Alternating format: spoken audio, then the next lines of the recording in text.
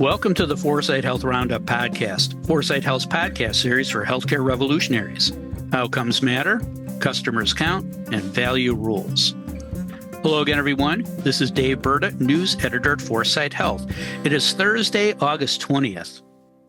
There are two types of people in this world. There are people who stay until the end of a ball game, no matter what the score, stay until the movie credits are over, and stay until the end of Mass. Then there are those who leave in the seventh inning to beat traffic home and miss a historic ninth inning rally, leave before the movie credits end and miss a bonus scene or two during the credits, and leave right after communion and burn in hell. Well, maybe not burn in hell, but why take a chance for an extra 5 minutes? Turns out it's also true if you listen to podcasts. If you listened until the end of our July 23rd podcast on hospital investment portfolios, you would have known that the Federal Trade Commission's antitrust dogs were sniffing around Epic. And if you listened until the end of our August 6th podcast on AI and productivity, you would have known that Moderna was coming out with a new flu vaccine based on mRNA technology. Today, we're going to talk more about Epic and separately about CPT codes with Dave Johnson, founder and CEO of Foresight Health, and Julie Murchinson, partner at Transformation Capital. But listen until the end because I'm not sure what they're going to say. Hi, Dave. Hi, Julie. How you two doing this morning? Dave? I am doing just fine. Summertime and the living is easy, particularly when there are no jets buzzing downtown Chicago anymore like there were last week when they were preparing for the Air and Water Show. Yeah, nice and quiet. The kids went back to school in my school district. So, yeah, you could hear the birds sing again. It's great. Thanks, Dave. Julie, how are you? I'm well. I just took another trip around the sun yesterday, which, too many of these. Although, happy birthday. Thank you. I'm not going to say too much with you guys. But, No, I'm not going to ask, but thank you, happy thank birthday. You. It was fun. All right. Sure. It was somebody else's birthday yesterday, famous person's birthday yesterday.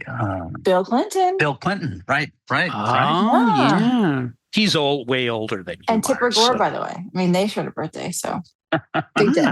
I'm pretty sure it was Tipper. And I guess they shared Al Gore, too. Yeah, they did. And had the same outcome. Sadly. All right. Okay, before we talk about Epic and CPT codes, let's talk about what kind of person you are. Dave, do you stay until the end of the ball game, no matter what the score? I always stay to the end of the baseball game. I even keep score. Yeah. Sort of likewise, I almost never stop reading a book before I finish it, even if it's not that good. Probably explains why I've been married for 42 years. Damn it. There you go. All right. We'll just end that response there. Thanks, Dave. Julie, do you stay for all the credits after the movie ends? I only stay for the credits after the movie ends when my kids tell me that there's some sort of, outtake or whatever they call it. Yeah, that's about it. No. Yeah, they give you the heads up. Yeah. Well, I go back to the pew after communion and kneel and then stand until Mass is over. There's no way I leave early. I'm not disrupting the status quo when it comes to eternal life. Well, some people are disrupting the status quo of the eternal life for Epic and for the American Medical Association. And there's your transition. Wow, that was a mouthful, Dave. Yeah. That was a hard one. I had to practice that. I'm going to read two headlines, which I thought I'd never see, which, by the way, was the topic of our July 30th podcast, and I'll ask for your reaction. Here's the first headline, courtesy of the Washington Post on August 13th. Group sues AMA seeking transparency over medical billing codes. And here's the second headline, courtesy of the Reuters news service a day later on August 14th. Exclusive. FTC probes health records giant Epic Systems, sources say. The AMA, of course, is the American Medical Association, and the group suing the AMA to make public the AMA's proprietary billing codes that the entire industry uses is patientrightsadvocate.org. The FTC, of course, is the Federal Trade Commission, and Epic is the industry's dominant electronic health record system vendor and wannabe dominant healthcare artificial intelligence vendor. Dave, what's your take on these? How do they threaten the industry's status quo? And how could we or should we come out on the other side? Any regular listener to the Roundup knows my belief that Epic uses its monopolistic pricing power to put a stranglehold on its competition. Recently, a very prominent health system CEO told me in confidence that Epic is the single largest impediment to innovation in healthcare. And I couldn't agree more, but I bang that drum enough. So I'm going to use my time today to focus on the AMA lawsuit. Do either of you know Cynthia Fisher, the founder and CEO of Patient Rights Advocate? She did that in 2018. That's the organization suing the AMA. I do not. No. Well, she's a force in nature, biophysicist and Harvard Business School graduate, serial life sciences entrepreneur, and talk about being in the right social circles. She married the founder of the Boston Brewing Company. That's the company that brews Sam Adams beer. And since she founded PRA in 2018, she has just been a tireless advocate for health data interoperability and pricing transparency. So it wasn't a surprise to me at all that the PRA is behind this lawsuit. But silly me, I thought I knew everything about healthcare. There's always something else under a rock. I didn't know the AMA had cornered the market on CPT codes, but I'm not surprised. Most of my attention on the AMA focuses on how it divvies up the CMS payments, Medicare payments among specialty groups. And it's always done in a dark room under a cloud of darkness. But let's dive into the muck of CPT codes. And first thing is, there's a difference between ICD-10 diagnostic codes and CPT payment codes. You can't have CPT codes without ICD-10 codes. You know, I like T-shirts, so I have a T-shirt that it's covered with outrageous ICD-10 codes. My favorite is V91-10. It's a burn due to water skis on fire. Just ridiculously intricate. And so what providers do is they take these diagnostic codes and they align payment codes with them in order to generate revenue. The AMA determines the CPT codes and charges for their use. The codes themselves are baked into payment mechanics at the federal and state level. So providers have to use them in order to generate a bill and get paid. And in return, the AMA makes as much as $300 million from selling these rights. The gist of the lawsuit is that these codes should be open, free, and accessible in the public domain. Very apropos with how Cynthia thinks about things. Trying to put this in context, I'm reminded of kind of two other types of codes from my days as an investment banker. QSIPs, the American Banking Association's codes for identifying types of financial transactions, private organization determining the codes and requiring users to pay for them.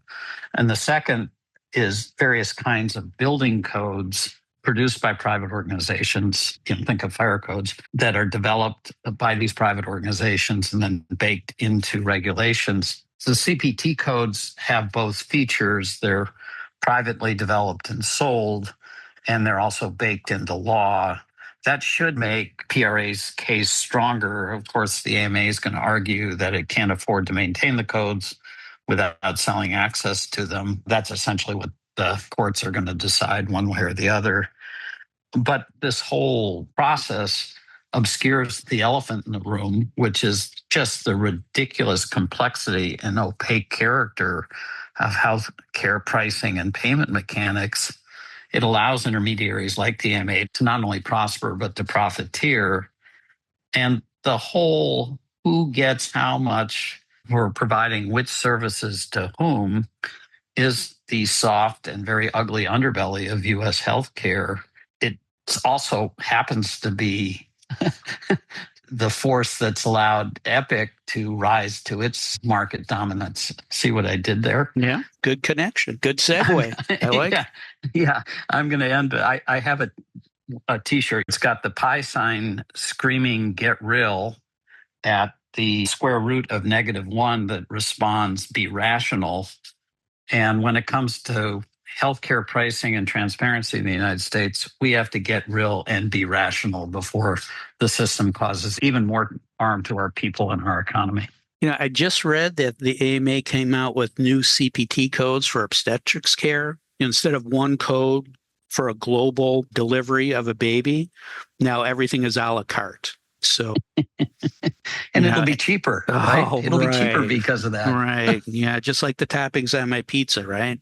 So same principle. Thanks, Dave. Julie, any questions for Dave? Well, Dave, great analysis on the AMA front, because I think this flies under most people's radar, including mine. I'm surprised you didn't talk more about Epic, honestly, but Epic, has built its dominance without ever acquiring another company, which is amazing for its size. Do you think that makes the antitrust case harder to win? Or does it prove the theory that the data lock-in is the new merger? I think how Epic got to its dominant market position is really immaterial.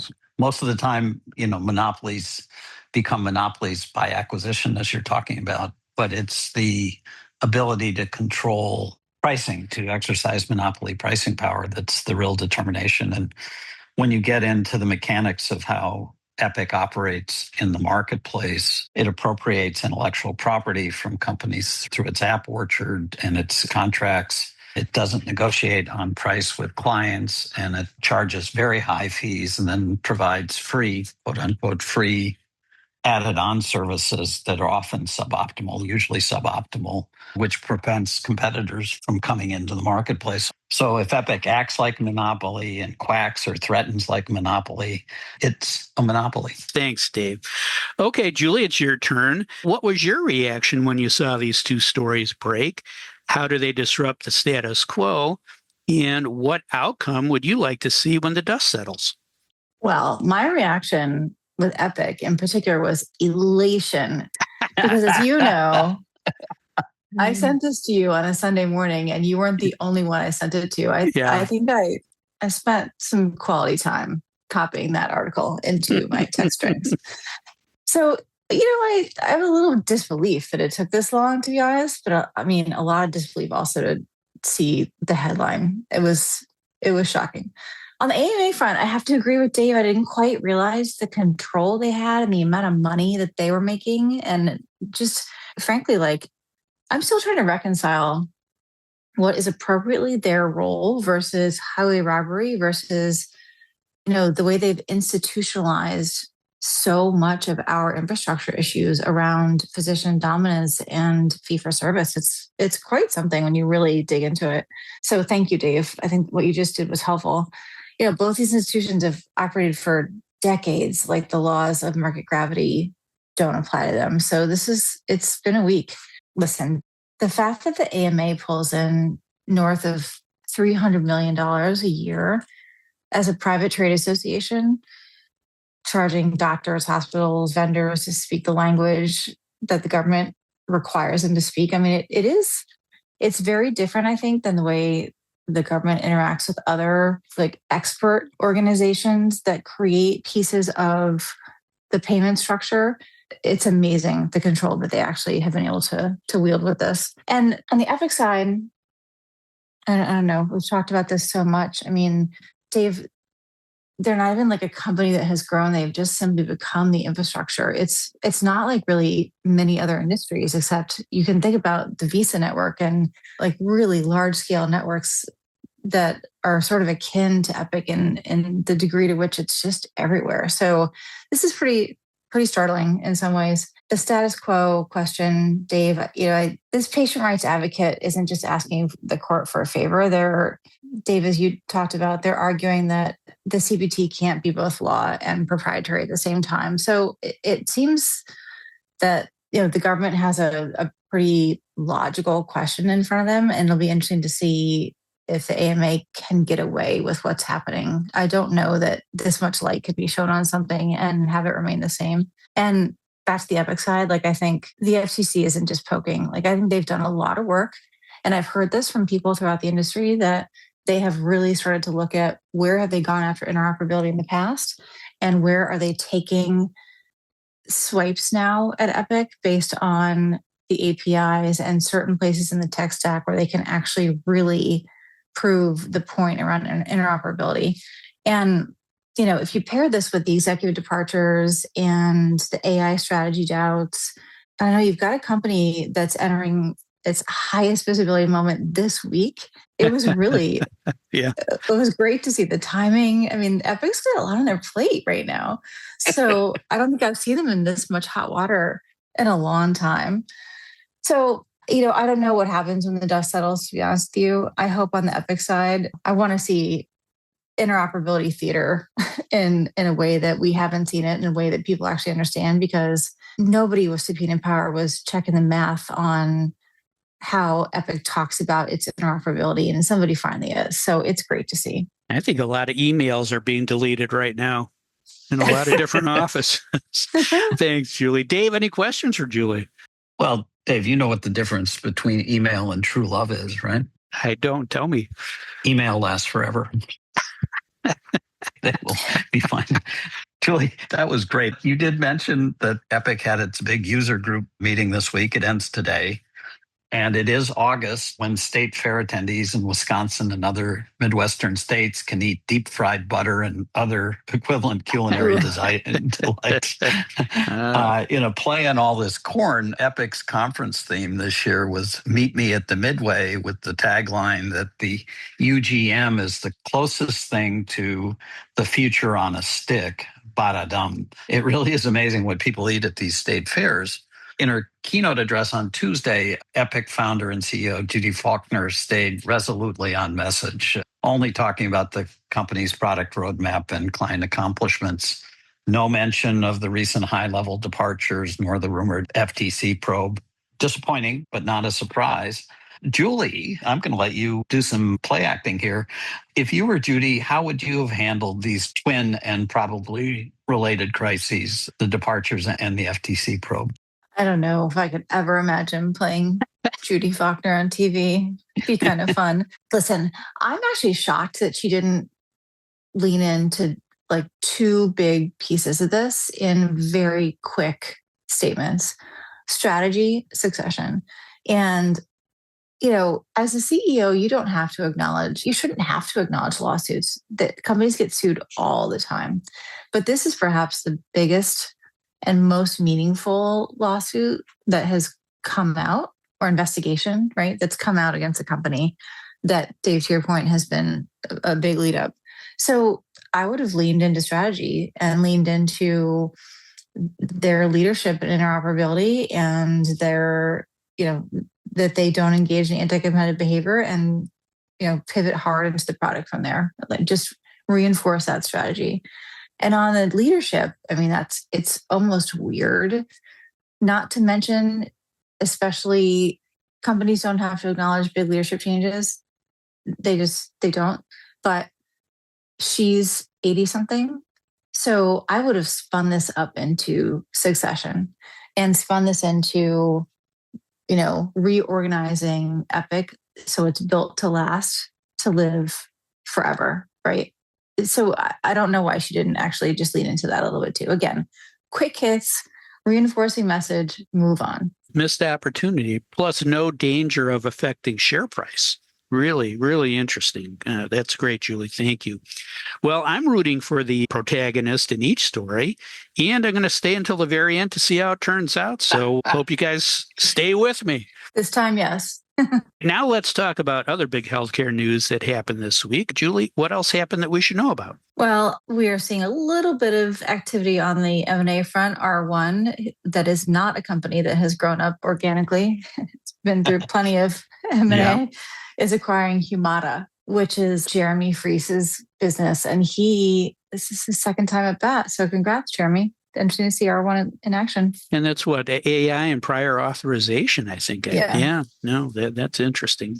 Back to Delaware. Yeah, exactly.